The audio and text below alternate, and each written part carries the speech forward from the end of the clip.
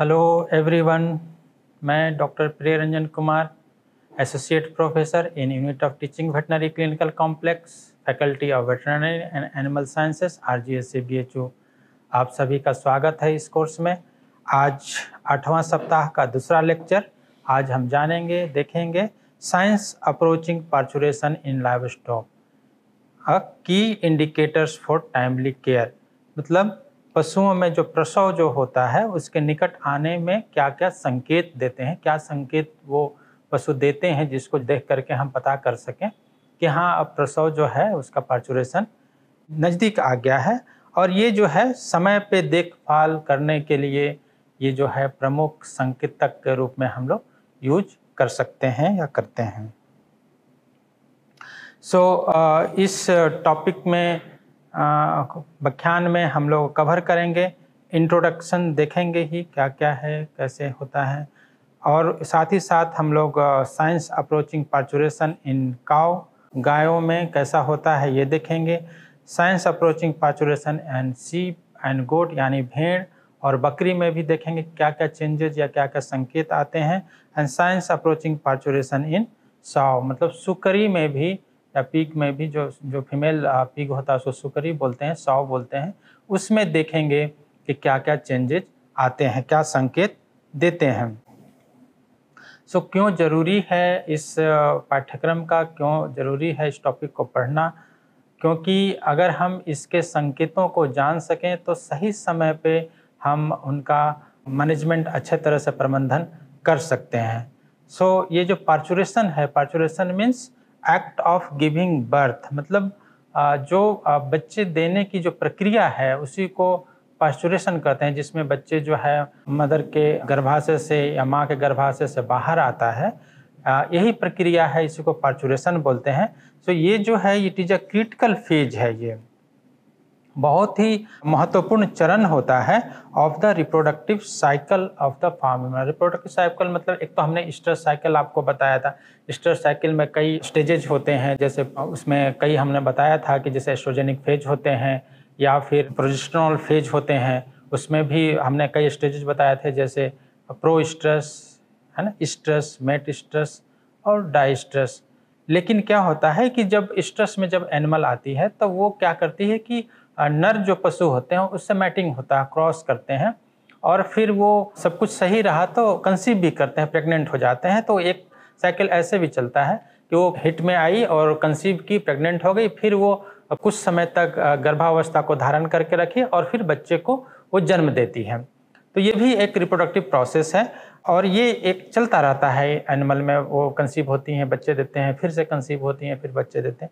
तो ये जो रिप्रोडक्टिव साइकिल है ये एक महत्वपूर्ण चरण होता है, कंसीव करना और उसके बाद बच्चों को जन्म देना। It marks the culmination of the pregnancy.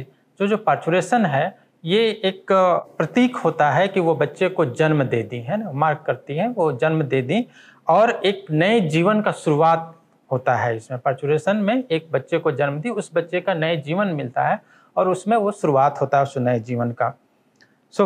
It is जो पार्चुरेशन है, it is a vital event, बहुत ही एक महत्वपूर्ण घटना होती है, both for the animal welfare, मतलब जो एनिमल जो है पशु कल्याण के लिए और प्रोडक्टिविटी के लिए, जो पशु से उत्पाद मिलने वाले हैं उसके लिए भी एक बहुत ही वाइटल जो इवेंट्स है, बहुत ही महत्वपूर्ण घटना है। क्योंकि जैसे अगर हम गाय की बात करें तो गाय बच्चे देंगी तभी दूध मिलेगा, बच्चे अगर वो नहीं देंगे तो दूध नहीं मिलेगा। क्योंकि एक बार जब गाय बच्चे देती है तो 8-9 महीने तक, 10 महीने तक दूध हम लोग ले लेते हैं। अब ये वेरी करता है अलग अलग जानवरों में, कोई 6 महीने, कोई 7 महीने, कोई 10 महीने तक दूध देती है। अगर कोई मीट वाला है, मांस खाने के रूप में हम लोग यूज कर रहे हैं पशु का, वो भी जब तक बच्चे नहीं होंगे तो मांस कहाँ से मिला। जैसे बकरी है, भेड़ है, तो जब तक उससे हमें तभी मिल पाएगा जैसे मांस जब वो बच्चे देंगे, फिर बड़े होंगे, फिर वो बाजार में जाएंगे, उनको बेचेंगे, तभी वो मांस मिल सकता है। तो इसीलिए ये कहा जा रहा है कि जो पार्चुरेशन है वो बहुत ही एक महत्वपूर्ण घटना है प्रोडक्टिविटी के लिए, तभी प्रोडक्शन हमें मिल पाएगा। Recognizing the sign of impending parturition, जो पार्चुरेशन का साइन है, इसको अगर हम रिकॉग्नाइज कर लेते हैं, पहचान लेते हैं, तो ये हमें क्या करता है कि हम टाइमली केयर, जो समय पे जो हमें उनको देखभाल करनी चाहिए, अगर हमें पता चल जाए कि हाँ अब ये आज या कल में बच्चे देने वाली हैं, तो हम उसको प्रॉपर सुपरविजन कर सकते हैं, प्रॉपर केयर कर सकते हैं एनिमल्स को। कौन कौन कर सकते हैं? जो किसान पाल रहे हैं, है ना, उनके लिए भी ज़रूरी है। जो फार्मर्स रखे हुए हैं जानवर कि हाँ अब बच्चे देने वाले, उनकी देखभाल कर सकें। जो वेटनरियंस हैं, जो डॉक्टर्स हैं, वेटनरी डॉक्टर्स हैं, वो भी उनको भी जानकारी होनी चाहिए, क्योंकि वो भी अच्छी तरह से उनका केयर कर सकते हैं समय पे।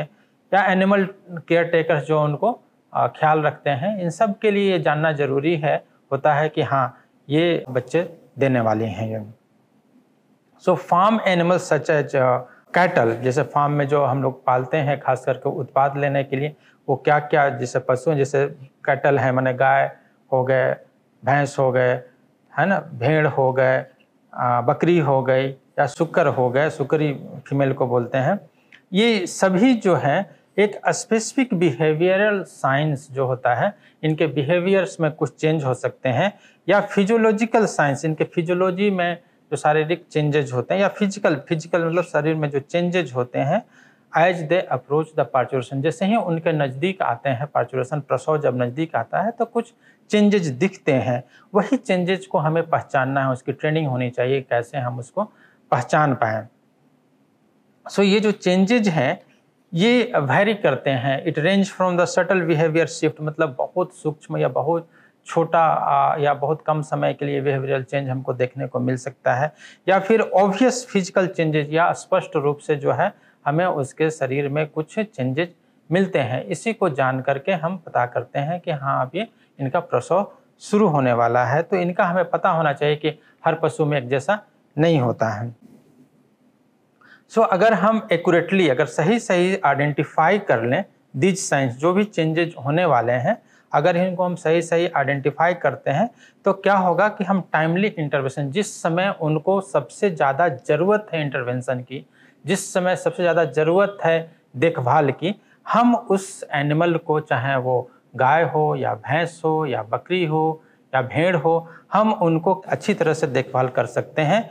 और जो उससे रिस्क जो होता है, जैसे ये जो पार्चुरेशन के समय कई बार कॉम्प्लिकेशंस हो जाते हैं, तो ये क्या होता है कि हम अगर सही से देखभाल कर सकें तो ये दोनों के लिए, जो उनकी माँ है और बच्चे, दोनों को ही हम सुरक्षित रख सकते हैं। दोनों के लिए फ़ायदेमंद हो सकता है, ताकि माँ को भी कोई कॉम्प्लिकेशंस ना हो, बच्चों को भी कोई कॉम्प्लिकेशन, क्योंकि अगर कॉम्प्लिकेशंस होता है तो हो सकता है कि कई बार डिस्टोपिया हो जाता है, मतलब डिस्टोपिया मतलब डिफ़िकल्ट बर्थ, तो उस कारण से बच्चे का डेथ हो जाता है और कभी कभी माँ का भी डेथ हो जाता है। तो ये ज़रूरी होता है कि हम पहले से ही सतर्क हो जाएं कि हाँ इनको केयर करने की ज़रूरत है। So understanding and monitoring of this science, अगर इसकी हम समझ जो है अच्छी तरह से रखते हैं, गहन समझ रखते हैं इसमें, तो जो साइंस इम्पेडिंग पार्चुरेशन जो है ये इंश्योर करता है सेफ डिलीवरी को, सुरक्षित प्रसव को ये हम इंश्योर कर सकते हैं। रिड्यूसेस लॉसेस, जो इससे लॉसेस होने वाले हैं उसको भी हम सही समय पे इंटरवेंशन दे देंगे तो लॉसेस जो हो सकता था वो बच जाएगा, वो कम होगा। जैसे अगर बच्चे मरने वाला है या मर जाएंगे तो हम उनको बचा सकते हैं, या गाय या भैंस अगर हो सकती है कि प्रसव देते समय उनका कुछ कॉम्प्लिकेशन आ जाए, कभी कभी डेथ भी हो जाता है, तो हम उनको समय से अगर हम देखभाल करें तो उनको हम बचा सकते हैं। और improve the neonatal survival rate, जो बच्चे जो आते हैं उनका जो डेथ हो जाता है, कई बार क्या होता है कि डिस्टोपिया हो गया, डिफिकल्ट बर्थ हो गया, तो उसमें बच्चों को मरने की ज़्यादा संभावना बढ़ जाती है। तो अगर हम सही से देखभाल करें तो उनके सर्वाइवल, उनके जिंदा रहने के जो चांसेस है, जो संभावना है, वो क्या होगा, बढ़ जाएगा। तो हम इस तरह से बच्चों को ज़्यादा बच्चों को जिंदा रख सकते हैं, और जितना ज़्यादा बच्चे जिंदा होंगे हमें उससे क्या होगा, उत्पाद उतना ज़्यादा मिलेगा, उतना ज़्यादा फार्म का हमारा प्रॉफिट होगा। तो इसलिए ये साइंस को पहचानना जरूरी होता है। So ability to predict and monitor the parturition not only reflect the good animal husbandry practices, मतलब ये अगर हम सही से इसको हम जान लें और हमें अगर इतनी एबिलिटी आ जाए कि हम उसको पहचान सकें, तो ये सिर्फ एक अच्छा जो एनिमल हस्बेंड्री है ना, पशु प्रबंधन है, उसी को सिर्फ ये नहीं दर्शाता है, बल्कि साथ ही साथ ये क्या करता है कि एनिमल वेलफेयर मतलब पशु कल्याण और इकोनॉमिक सस्टेनेबिलिटी को भी ये दर्शाता है। ताकि आपका ज़्यादा से ज़्यादा बच्चे होंगे, स्वस्थ रहेंगे, तो क्या होगा, आपका इकोनॉमिक कंडीशन जो है वो अच्छा होगा, वो लॉसेस कम होंगे। इसीलिए जो है इस टॉपिक को पढ़ाया जा रहा है, बताया जा रहा है, हम समझाने की कोशिश कर रहे हैं, ताकि ये सभी भी जो भी इस पशुपालन क्षेत्र से जुड़े हुए लोग हैं, उनको जो है ये प्री पार्चुरेंट साइन, बच्चे देने से पहले या प्रसव होने से पहले का जो कुछ चेंजेज होते हैं उसके बारे में जानेंगे। और अगर इसको हम जान लेते हैं तो ये एसेंशियल फॉर एनिमल हस्बेंड्री, मतलब कि जो पशुपालन के क्षेत्र से जुड़े हुए हैं उनके लिए बहुत ही उपयोगी सिद्ध हो सकता है। वो अच्छे से अपने जो फॉर्म है उनको वो मैनेज कर सकते हैं। तो ये पढ़ाने का या बताने का इसका मकसद यही है। लेकिन साथ साथ ये भी जानना जरूरी है कि जो साइंस अप्रोचिंग पार्चुरेशन है, जो प्रसव समय का जो नज़दीक आने का जो समय है, वो क्या होता है, वेरी होता है। वेरी कहाँ कहाँ वेरी करेगा, बिटवीन द इंडिविजुअल्स एनिमल। मतलब अगर गाय है तो गाय, अगर 10 गाय आपके फार्म में है या 50 गाय फार्म में, तो हो सकता है कि सभी में ये चेंजेज मिले, अंतर मिले, सब में एक जैसा आपका नहीं होगा। जैसे हमने पढ़ा दिया, आप सोचेंगे कि ये साइन सर ने बताया था, ये सभी गायों में क्यों नहीं मिल रहा है, तो ऐसा नहीं होता है। सभी गायों में एक जैसा नहीं होता है, इसका ध्यान रखना है। लेकिन हाँ, कुछ होगा, कुछ हो सकता है नहीं होगा। अगर हम 10 साइन बताएं तो हो सकता है कि 4-5 मिले, 4-5 ना भी मिले। और even between the successive birth, जैसे मान लीजिए कि एक गाय में आपने 4-5 साइंस या जो उनके संकेत थे वो आपको दिखा, अगली बार बच्चा अगर वो दे रही तो फिर आप सोचेंगे कि ये सब जो है वो बच्चे देने से पहले हमको मिले, तो ऐसा कोई ज़रूरी नहीं है।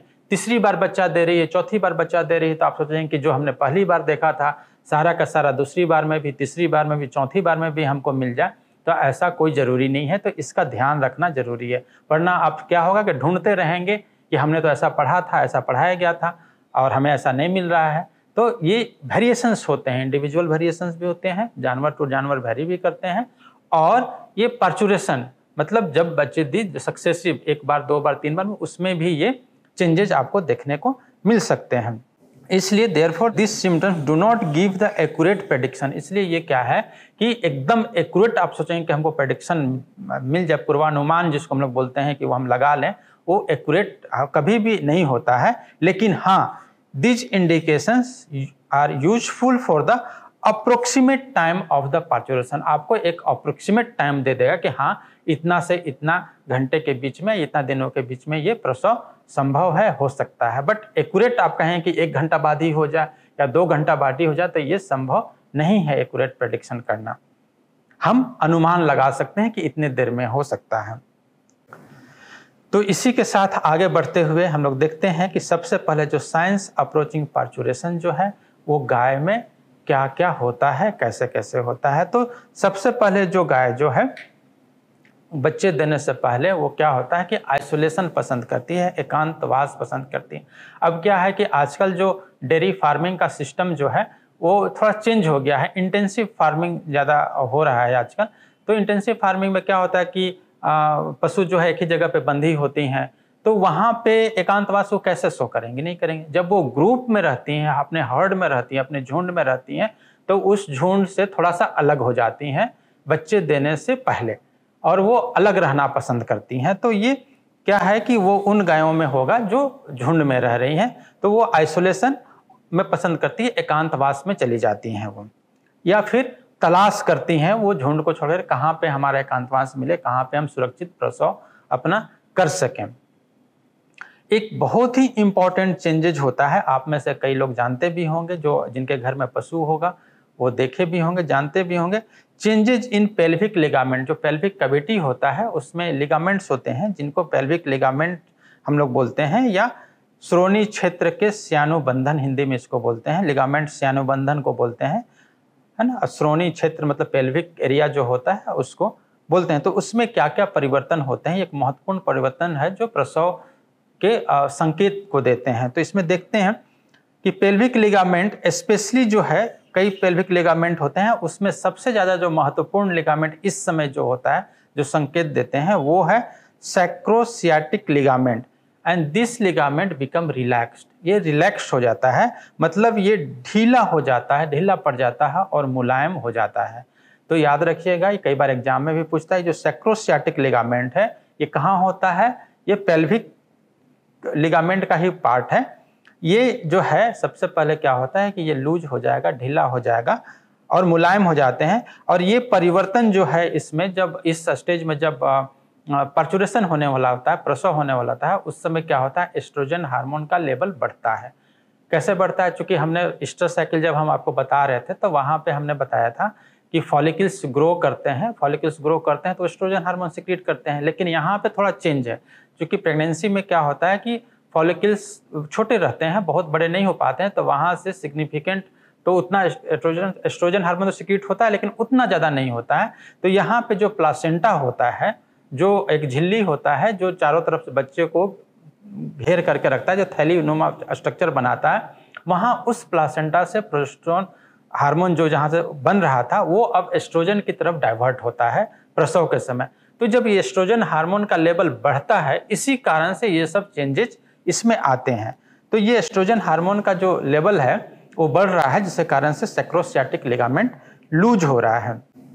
अब ये लूज होगा तो क्या होता है, जब रिलैक्सेशन जो होता है, रिलैक्स होता है, तो this results in sinking of croup muscles. Croup muscles होता है जो सिंक करता है, सिंकिंग ऑफ क्रूप मसल्स। जो आपका पेल्विक रीजन होता है, वहीं पे आप कमर के पास देखेंगे तो मसल्स होता है जिसको क्रूप मसल्स कहते हैं, ये सिंक होता है। और ये जब सिंक होता है, धंसता है, तो ये संकेन स्ट्रक्चर आपको या पीटेड एरिया आपको दिखाई देता है। कहाँ पे? जो गाय है, गाय का जो पूंछ है जहाँ से जुड़ा रहता है उसके दोनों साइड में। अगर ये यहाँ पे पूंछ है, अगर हम मान लेंगे तो इसके यहाँ से अगर ये जुड़ा हुआ है तो इसके दोनों साइड में यहाँ पे गड्ढा नुमा स्ट्रक्चर आपको दिखाई देगा, है ना। इट अपियर संकेन और pitted area on either side of the cow tails. और इसी को बोलते हैं पेल्विक ड्रॉप। जो ये धस जाता है, गड्ढा जैसा हो जाता है, इसी को बोलते हैं पेल्विक ड्रॉप। इसी को गांव में या आम बोलचाल की भाषा में बोलते हैं पुट्ठा धसना, कि पुट्ठा धस गया है, मतलब अब क्या है कि वो बच्चे देने वाली है। तो ये बहुत इंपॉर्टेंट कैरेक्टर होता है, ये संकेत होता है। इसको आप ध्यान दे करके देखेंगे तो मिलेगा ये चीजें। क्या होता है, इसी रिलैक्सेशन के कारण से अब क्या होता है कि जब ये पुट्ठा धस गया है ना, गड्ढा हो गया वहां पे पूंछ के दोनों साइड में, तो वो पूंछ क्या है कि थोड़ा सा ऊपर उठा हुआ दिखाई देता है, जिसको बोलते हैं elevation of the tail head. जो टेल हेड है वो इलिवेट कर गया है ना, ये दिखाई देता है कि ऊपर की तरफ उठा हुआ है। तो ये बहुत ही इंपॉर्टेंट एक संकेत होता है जो आपको बताता है कि हाँ अब ये गाय जो है बच्चा देने वाली। अगर आपको ऐसा दिखाई दे तो आप समझ जाइए कि 24 से 48 घंटे के अंदर गाय जो है बच्चे देने वाली है। माने यहाँ तो हम ये तो नहीं कह रहे हैं कि एक्यूरेट 24 घंटा में ही हो जाएगा, क्योंकि हमने पहले ही बता दिया कि एक्यूरेट प्रेडिक्शन हम नहीं कर सकते हैं। लेकिन हाँ, हम एक अनुमान लगा सकते हैं कि इतने से इतने देर में हो सकता है। तो ये बताता है कि 24 से 48 घंटे के अगर ऐसा वो धस गया है ना, रिलैक्सेशन हो गया है, तो 24 से 48 घंटे के अंदर अंदर जो है ये गाय बच्चा देने वाली है। अब क्या है कि उसका आप मैनेजमेंट शुरू कर दीजिए। आपको पता चल गया, अब उसको अलग बांधिए, अलग रखिए, या उसको अलग घर में ले जाइए, अलग कमरे में रखिए उसको, है ना, उसको ट्रांसफर कर दीजिए कहीं। अब जो भी मैनेजमेंट करना है, जो आगे आने वाले क्लास में हम बताएंगे उसको, तो वो आप यहाँ से केयर करना शुरू कर सकते हैं। दूसरा और चेंजेस क्या होता है, वल्वा। हमने बताया था जब रिप्रोडक्टिव सिस्टम हम आपको पढ़ा रहे थे, बता रहे थे, तो उसमें हमने बताया था कि वल्वा जो होता है, जो योनि का सबसे बाहरी भाग होता है, रिप्रोडक्टिव सिस्टम का जो बाहरी भाग होता है वो वल्वा होता है, वो बिकम इडिमेटस। वो क्या होता है, उसमें सूजन आ जाती है, और वो सूजन कितना होता है, 2 से 6 गुना तक, है ना। और साथ ही वो फ्लैसिड हो जाता है, मुलायम हो जाता है। एक तो सूजन हुआ, सूजन नॉर्मल से 2 गुना भी हो सकता है, 3 गुना भी हो सकता है, और 6 गुना तक भी जा सकता है। तो ये सूजन देखने को मिलता है, और वो साथ ही ढीला हो जाता है, मुलायम हो जाता है। अगर ये ऐसा नहीं हो तो बच्चे जो गर्भाशय से बाहर आना है वो नहीं आ पाएगा। तो इस कारण से ये परिवर्तन होते हैं। और क्या क्या चेंज होते हैं, अडर मीन्स थन जिसको हम लोग बोलते हैं, और जो टीट होता है, थन में जो टीट है, उनमें भी ये परिवर्तन होते हैं। क्या परिवर्तन होते हैं कि अडर बिकम्स इन लार्ज, वो बड़ा हो जाता है अडर। और और इडीमेटस, उसमें भी थोड़ा सा इडिमा आ जाती है, सूजन आ जाती है। इडिमा हमने बताया भी था कि एक्यूमुलेशन ऑफ फ्लूइड के कारण से अगर साइज इनलार्ज हो रहा है तो उसको इडिमा बोलते हैं। तो ये इडिमस हो जाता है और इनलार्ज भी हो जाता है। तो अगर ये हीफर है, हीफर मतलब बछिया है, तो बछिया है तो उसमें इनलार्जमेंट तो 4 महीने से ही दिखने लगता है। इसको तो हम लोग प्रेगनेंसी का साइन भी मानते हैं। ये 4 महीने के बाद ही प्रेग्नेंट हुई, कंसीव हुई, 4 महीने से ही इसमें वो दिखाई देने लगता है, जो खास करके जो बछिया है। लेकिन अगर वो गाय है, गाय मतलब जो कई बार बच्चे दे चुकी है, 1 बार 2 बार 3 बार दे चुकी है, जिसको प्लूरीपेरस हम लोग एनिमल भी बोलते हैं। प्लूरीपेरस मतलब 1 से अधिक बार बच्चे दें, तो उसमें क्या है कि 2 से 4 सप्ताह पहले ही ये दिखता है। मतलब आपका 15 दिन हो गया, 1 महीना हो गया, उस समय आपको ये दिखेगा कि हाँ, ये इसका थन जो है थोड़ा बड़ा हो रहा है। तो अब जब बड़ा हो गया या हो रहा है तो समझ जाइए कि हाँ, अभी 1 महीना समय है इसको बच्चे देने में, लगभग, या 15 दिन समय है। तो उसको देख करके आप अंदाज लगा सकते हैं। उस समय क्या होता है कि अगर कुछ खाना चेंज करना है, हमने पढ़ाया भी था फीडिंग मैनेजमेंट, जब हम बता रहे थे कि लास्ट स्टेज में, during the last stage of pregnancy में उसको क्या खाना देना चाहिए, कैसा देना चाहिए, कितना देना चाहिए, ये सब हम पढ़ा चुके हैं। तो आपको इसी से अंदाजा लगा सकते हैं कि हाँ, अब हमको चेंज करना है।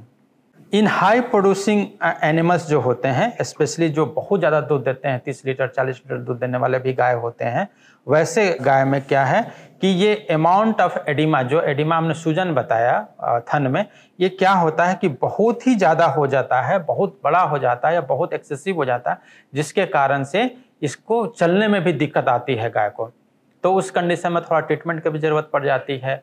अगर दूध पहले से बन रहा है तो थोड़ा सा निकाल सकते हैं, नहीं अगर बन रहा है नहीं निकाल सकते हैं तो कुछ दवाइयाँ देने की ज़रूरत पड़ती है। तो आप इस कंडीशन में किसी पशु चिकित्सक से संपर्क करके उसका इलाज करा सकते हैं। लेकिन ये नॉर्मल है, होता है कि बहुत ज़्यादा दूध देने वाली गाय है तो उसमें ये एडिमा ज़्यादा देखने को मिलता है। और स्पेशली यंग एनिमल जो ज़्यादा यंग है, मतलब पहली बार या दूसरी बार बच्चा दे रही हैं, उसमें इस तरह के देखने को मिलता है। और जस्ट प्रायर टू पार्चुरेशन, प्रसव से जस्ट पहले क्या होता है, जो टीथ है थन में, वो distended with the colostrum. Colostrum में जो पहला जो दूध होता है, मिल्क होता है, पहला जो गाढ़ा सा होता है, गाढ़ा और पीला रंग का जो होता है, उसी को कोलेस्ट्रम बोलते हैं, जिसको हिंदी में खीस भी बोला जाता है। वो क्या होता है कि बन जाता है और बन करके भर जाता है, जिसके कारण से वो डिस्टेंडेड हो जाता है। तो ये फूला हुआ दिखाई देता है। उसके बाद क्या होता है कि ये और भी चेंजेस जो होते हैं इसमें, तो एक तो वो टीट उसका फूल गया, वो भर गया, और क्या होता है कि उसमें क्या चेंजेस, सिक्रीशंस जो हो रहे थे उस सिक्रीशंस में भी चेंज होते हैं। क्या चेंज होते हैं कि ये जो हनी लाइक स्ट्रक्चर, जो क्या होता है कि प्रसव से पहले क्या है, उसमें जो भी फ्लूइड होता है वो हनी लाइक, जो शहद के जैसा होता है, और वो ड्राई होता है सिक्रीशन से ना, वो क्या होता है कि येलो हो जाता है, प्रसव से जस्ट पहले येलो हो जाता है, टर्बिड हो जाता है और ओपेक सिक्रीशन हो जाता है, मतलब गाढ़ा हो जाता है, इसी को कोलेस्ट्रम बोलते हैं। तो ये चेंजेस होता है, हनी लाइक जो सिक्रीशन था उससे वो गाढ़ा हो गया, ओपेक हो गया, पीला हो गया, अब ये कोलेस्ट्रम का फॉर्म ले लिया, मतलब खीस का रूप ले लिया। अब आप समझिए कि ये जल्दी ही, तुरंत ही मतलब बच्चा देने वाली है ये गाय। तो फिर आप उस ढंग से मैनेजमेंट कर सकते हैं, उसको देखिए कि बच्चा सही से हो रहा है कि नहीं हो रहा है, कहीं कोई प्रॉब्लम तो नहीं हो सकता है। जैसे ही कुछ प्रॉब्लम हो तुरंत आप डॉक्टर से उनसे कंसल्ट कर सकते हैं, या आप खुद जानकार हैं तो उनको मैनेज कर सकते हैं। तो ये चीज़ें होती हैं। Secretions of the vaginal mucus, ये भी जो है योनि का श्लेष्मा जो है, का स्राव जो है वो होता है, बढ़ जाता है थोड़ा।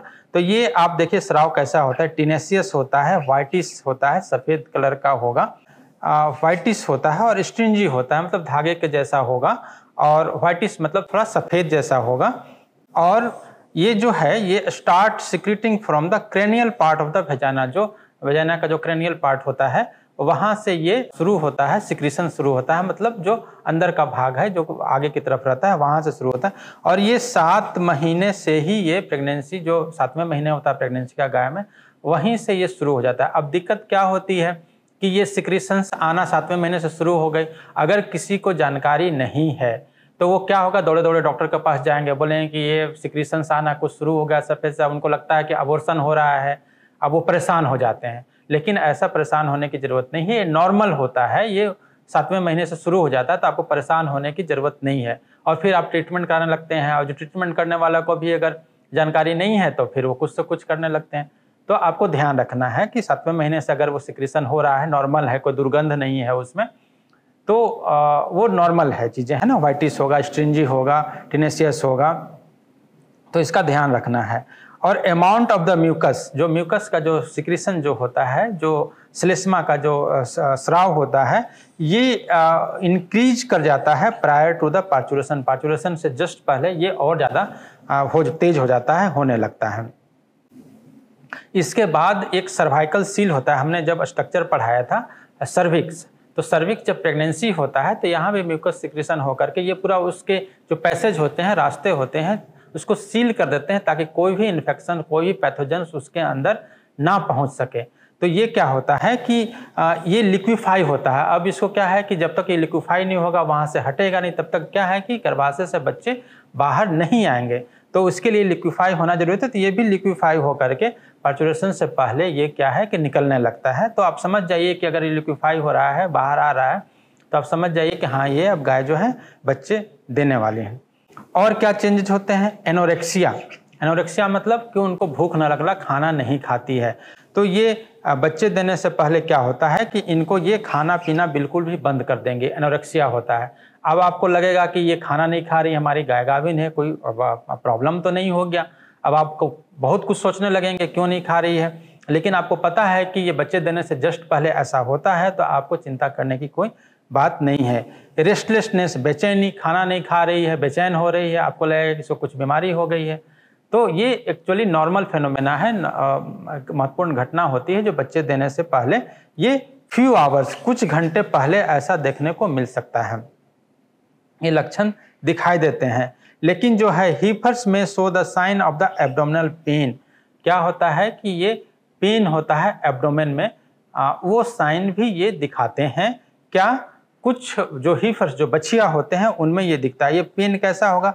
वो किकिंग करेंगी, किक करेंगी, वो लात मारेंगी of the abdomen, abdomen area में वो अपना ही लात को मारते रहती हैं। स्विचिंग ऑफ द टेल, पूंछ को हिलाते रहेंगी। और लाइंग डाउन और राइजिंग, मतलब वो कभी बैठेंगी कभी उठेंगी। मतलब अब ये समझ जाइए कि ऐसा हो रहा है, तो ये first stage of parturition, parturition का जो पहला स्टेज होता है या फर्स्ट जो लेबर होता है वो शुरू हो गया है, जो आगे हम बताएंगे भी इसके बारे में डिटेल्स में। तो समझिए कि अब ये कुछ ही घंटे में ये बच्चे देने वाली हैं। तो ये था जो हमने लक्षण बताया, संकेत बताया, ये गाय का था, गायों में जो चेंजेज होते हैं। अब हम देखते हैं कि सीप और गोट, भेड़ और बकरी में क्या होते हैं। तो ये जितने भी लक्षण हमने गाय में बताया, वो सभी लक्षण जो है लगभग ये भेड़ और बकरी में भी मिलते हैं, एक्सेप्ट जो अडर का डेवलपमेंट था, जो थन का जो डेवलपमेंट था, थन का इनलार्जमेंट जो हो रहा था या जो सूजन हो रहा था, उतना नहीं होता है जितना कि गाय में होता है। यही एक अंतर है। बाकी मोर और लेस ये जितना हमने लक्षण या संकेत बताए गाय में, उतना ही भेड़ और बकरी में भी होते हैं। जरूरत है आपको पहचानने की, जानने की, देखने की। इसके बाद सुकरी जो होता है, पिग जो होता है, उसमें भी ये जब प्रसव निकट आता है तो उनमें भी कुछ संकेत होते हैं। गायों जैसा तो बहुत ज़्यादा प्रोमिनेंट नहीं होते हैं, लेकिन कुछ संकेत ये भी देते हैं। जैसे इनका जो वल्वा है, जो बाहरी भाग है रिप्रोडक्टिव सिस्टम का, योनि का जो बाहरी भाग है, वो क्या होता है? स्वेलन हो जाता है, ये सूज जाते हैं। और रेडन, ये लाल रंग के हो जाते हैं। कब होते हैं? Last week of the gestation, जो जेस्टेशन का जो सबसे लास्ट वीक होता है, अंतिम सप्ताह जो होता है, उसमें ये हो जाते हैं। तो ये लाल होना एक महत्वपूर्ण संकेत होता है कि इनके योनि का जो बाहरी भाग है वो लाल हो गए हैं। उनको थोड़ा सा देखेंगे फैला करके तो वो दिखता है, इस तरह के लाल काफ़ी हो जाते हैं। और जो मेमरी ग्लैंड्स हैं, है ना, वो क्या होते हैं? बिकम डिस्टेंडेड हो जाते हैं and may leak the small amount of the colostrum, जो कोलेस्ट्रम बना है, बिफोर 1 और 2 डेज ऑफ द फैरोइंग। फैरोइंग एक जो प्रसव का जो प्रक्रिया है, इसमें सुकरी में, उसी को फैरोइंग बोलते हैं। इसका ध्यान रखिएगा। और क्या होता है? Large amount of the colostrum may be expressed in the mammary gland before 6 to 12 hour of the farrowing. 6 से 12 घंटा पहले जो है ये बहुत ही ज़्यादा अमाउंट में ये बनने लगता है, एक्सप्रेस्ड होने लगता है, और ये थन में इसके जो है वो भरने लगते हैं। तो ये एक संकेत देता है कि सुकरी में भी अब ये बच्चे देने वाली 6 घंटा 12 घंटे के अंदर में ये दे देंगी। तो इस तरह से हम लोग ये अगर इसका हम समझ रखते हैं, इसका गहन अध्ययन करते हैं, तो पता चलता है कि ये सब जो संकेत हैं, वो बच्चे देने से पहले जो संकेत मिलते हैं, अगर हम सही से ज्ञान रखें तो ये बहुत ही इम्पोर्टेंट हो जाता है to recognise timely recognition of the parturition sign कि हाँ ये पार्चुरेशन अब होने वाला है, और to ensure the proper care. अगर आप इसका पता रखते हैं, ज्ञान रखते हैं, तो आप इंश्योर कर सकते हैं, प्रॉपर केयर आप दे सकते हैं जो भी एनिमल आप पालते हैं, ताकि उसमें जो कॉम्प्लिकेशंस होने वाले हैं उसको भी आप कम कर सकते हैं, जो संभावना है उसको कम कर सकते हैं, और सपोर्ट्स कर सकते हैं फॉर द सेफ बर्थ को, जो सुरक्षित जो प्रसव है उसको आप सपोर्ट करने में मदद कर सकते हैं। इससे दोनों को फ़ायदा होगा, माँ को भी और उसके बच्चे को भी, और जब माँ और बच्चे दोनों को फ़ायदा होगा तो आपका भी फ़ायदा होगा, क्योंकि आपका जो प्रॉफिट है वो ज़्यादा से ज़्यादा होगा, आपका इकोनॉमिक सिस्टम जो है वो थोड़ा स्ट्रॉन्ग रहेगा। तो इसीलिए इस व्याख्यान को आपको बताया गया, लेक्चर्स को बताया गया, ताकि आप अच्छे से एनिमल हस्बेंड्री को या पशुपालन को कर सकें। ये रेफरेंस है जहाँ से लिया गया, इस बुक को आप रेफ़र कर सकते हैं, ज़्यादा डिटेल्स में पढ़ना चाहें तो पढ़ सकते हैं।